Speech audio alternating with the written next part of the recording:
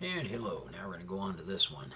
This is my third photograph that I analyzed, and this is the one that I really, well, I love a lot because, okay, fine, use proper English. I'm very fond of, that's because this is the one where I discover the plasma stream vortex traveling in the opposite direction of the sun's rotation, which means it's going in a retrograde direction. And bam! So here we are. We're looking at the very first picture we got right here, right? And like always, one of the very first things I do is I figure out the axial tilt of the sun in relation to as the SDO's photograph from the Earth. Excuse me. And then you got it sitting right there. And then in this one I mapped out the spiral density Poisson zones, and basically we have two opposite rotating vortices at this point. So down here I'm basically just showing you my screenshot of the positive 5-degree axial tilt. So then I go to Google Earth, I figure out where my vortices that I've already mapped out on the Earth end up at 5 degrees, so I can trace them and enlarge them to fit here. And you notice this right here, look at that. That's not just by coincidence, folks. And oh, by the way, yeah, that's the San Andreas fault. Makes sense? Of course it makes sense. Is anyone listening? Hell if I know. Okay, so we're going back over here, right? This is my analysis of the sun. Excuse me. And this particular photograph is titled 4proms_2 days. Okay, now I always like to look at this great big wide ass belt of bubbly goop going across the sun, and I call it Santa's belt. Don't ask. Well, because it looks jolly. When it dips down, it's like the sun is leaning toward you as the belt dips down. And that makes it a positive, actually that makes it a negative cant, and then a positive cant means it's farther away. Now whether or not I can keep track of that particular perspective on my positive negative, I don't know, because I haven't played with it in a while. I'd have to actually go back to my axial terraclock spreadsheet to figure out what I refer to as negative and positive to keep a standard on it. But anyway, it would seem that if it's coming toward you, it's closer to you. That means the distance is less, so it would be a negative cant, right? And positive because it's farther away. So in this particular instance, we're basically looking at an arc that's just very slight above perfectly horizontal, and so that tells us that it's actually at a positive cant. And if I wrote that down here, I probably wrote down exactly the opposite of what I just said. Alright, so Santa's belt indicates the sun's axial cant, that is, the north polar orientation, is positive. Oh, hey, what do you know? I was thinking the same thing on the day that I wrote that. And facing away from the SDO. Cool, maybe I actually think the same every time I look at this stuff. Forward view of a prominence near a tangent. So this is my forward view of a prominence near the tangents. Boop, boop, boop, boop. There's your tangent. And then we have a conflict zone over here where this tangent would be meeting the other tangent, which we actually cannot view. We see the green line as if it is actually coming across the sun, visible to us.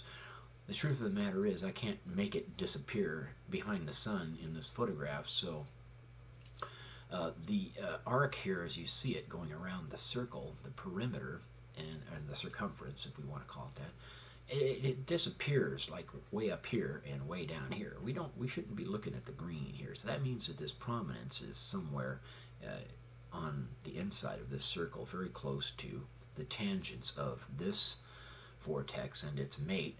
Well, it's not its mate. It's the other vortex on the other side. This guy's mate is over here behind this guy. And this guy behind over here is the mate to this guy. Ta-da, that kind of thing. Because the vertical rods go straight through the sun's core. And the sun's core is small enough that it does not affect the vertical rods from passing through the core of the sun. or passing around it. They're not actually going through the core of the sun, most likely. They're going around it. Or something to that effect, anyway. So we see how Santa's belt is slightly arced. And then, as I'm outlining this, I didn't even see this circle over here until I put Santa's belt in here. And then I'm like, holy crap, what's this? And then my first thought up here was, oh, you know what? That was, maybe that was an asteroid or something that clobbered the sun and made it go boop, and it burped. But it was a perfect circle. So let me go like this. I'm going to show you. I'm going to go right here. I'm going to click on that guy. And I'm going to click on his little wiggity-doo. And I'm going to go delete. Now, do you see my little circle right there? You see what I'm... you smell... No, I won't say that. So, anyway, you see that little circadicle right there, right? And then after I looked at that, I'm like, okay, so that's a circle.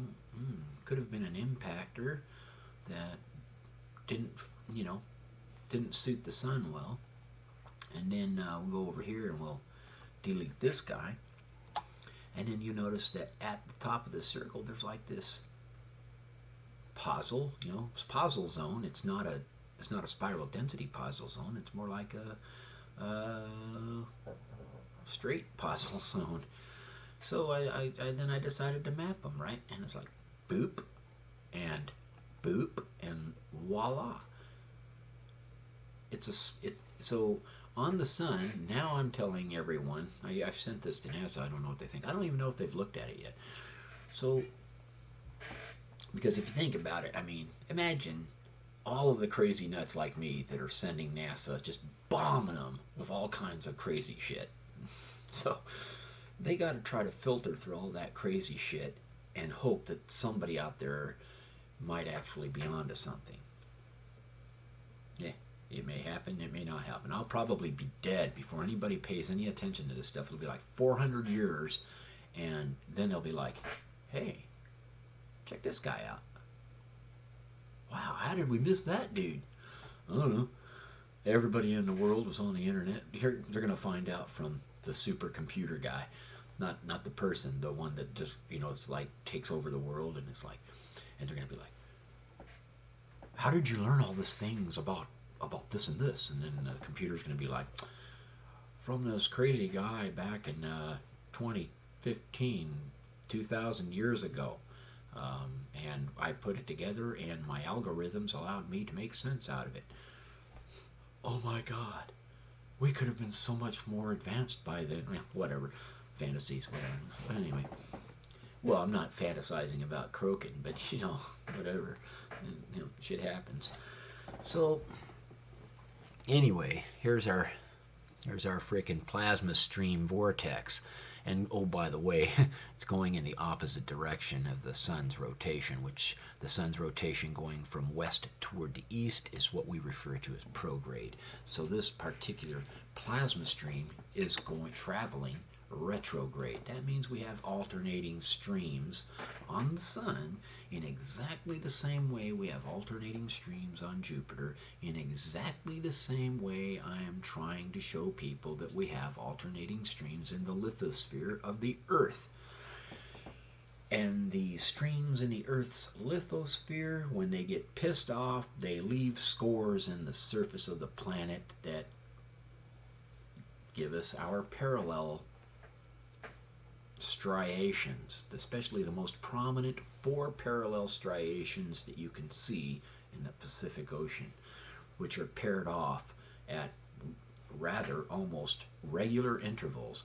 Unlike Santa's belt here, where it's super frickin' fat, our center lithostream appears to be relatively fatter than the others, but it's not at all quite this fat as far as I can tell. And so the cool thing about this is, what it was is, I got to a point, no, I won't tell you that yet. That'll mess it up for the next video. Yeah, so anyway, here's how I do that. And then, of course, I do the spiral density puzzle zones. That was a boomy for it. That somehow it foofed up from, because, I was holding him and giving him a little neck rub and stuff like that. And and it just kind of like foofed up from my whoopee, and whoopee, you know why it's called whoopee, right? Because if you're out in the Tules freezing your caboodles off, it would be effed without it. So that's my whoopee. So anyway, here it is, right? I'll wear it everywhere. Okay, now, and it's at this point where I actually realized that these bright anomalies near the tangents toward the center of the sun are actually directly related to and the same as the prominences that we see on the horizons, and that's what the prominence looks like head on. So it was really interesting stuff. And in this particular one, we have the eastern.